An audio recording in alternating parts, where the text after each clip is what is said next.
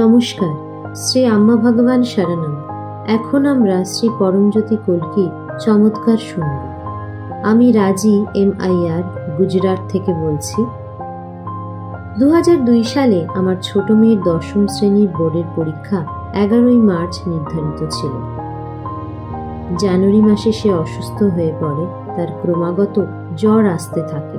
শারীরিক অবস্থার এতটাই অবনতি হয় যে তাকে হাসপাতালে ভর্তি করাতে হয়। নানান পরীক্ষায় ধরা পড়ে তার টাইফয়েড হয়েছে এবং তার যকৃতে প্রদাহ হচ্ছে।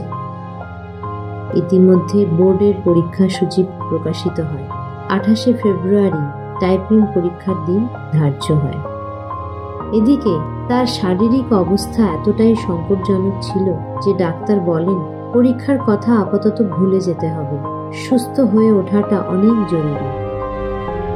কিন্তু আমার মেয়ে কিছুতেই একটা গোটা বছর নষ্ট করতে চাইছিল না।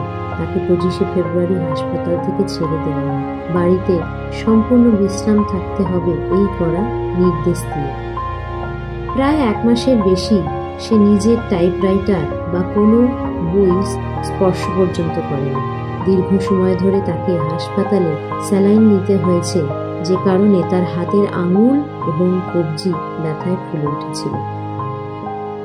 আমরা যথাসম্ভব মেয়েকে বোঝাই পরীক্ষা না দেওয়ার জন্য, কিন্তু সে তার সিদ্ধান্তে অবিচল থাকে। এই পরিস্থিতিতে অসহায় ভাবে আমি শ্রীমূর্তির সামনে একটি প্রদীপ জ্বালিয়ে বসে প্রার্থনা জানাতে থাকি, যাতে অন্তত 1 মাসের জন্য পরীক্ষা পিছিয়ে যায়। পরমারাধ্য নিষ্ঠার সঙ্গে প্রার্থনা করে জানাই এই প্রদীপ যেন অখণ্ড জ্যোতির ন্যায় প্রজ্বলিত থাকে, যতক্ষণ না মেয়ে তার শেষ বোর্ড পরীক্ষা দিয়ে ফিরছে। এই প্রার্থনা জানানোর পর আমার অশান্ত মন শান্ত হয়ে যায়। মনে হচ্ছিল ভগবান আমাকে আশ্বস্ত করেছেন। প্রত্যেকে আলোচনা করছিল বোর্ড পরীক্ষা যেহেতু একবার চালু হয়ে গেছে তো কখনোই বন্ধ বা পিছিয়ে যেতে পারে না। কিন্তু আমি তাদের পূর্ণ বিশ্বাস নিয়ে বলি, আমার শ্রী পরমজ্যোতি ভগবতী ভগবান এমন কিছু নিশ্চয়ই করবেন যা আমার মেয়ের সহায়ক হবে। মেয়েকেও বলি চিন্তা না করে মন শান্ত রাখতে, একেবারেই পড়াশোনা না করতে, কারণ শ্রী পরমজ্যোতি অবশ্যই পরীক্ষা পিছিয়ে দেবেন। 27 তারিখ সন্ধেবেলায় অবিশ্বাস্যভাবে ঘোষিত হয় গুজরাট বোর্ড টাইপরাইটিং, যা পরের দিন 28 তারিখ ধার্য ছিল, তা অনির্দিষ্টকালের জন্য অযোধ্যা পরিস্থিতির কারণে স্থগিত রাখা হচ্ছে। এর 2 দিন পর আবার বোর্ড ঘোষণা করে 11ই মার্চের পরীক্ষা বাতিল হয়ে 15ই এপ্রিল হবে। আমরা অসীম কৃতজ্ঞতায় বাকরুদ্ধ হয়ে যাই।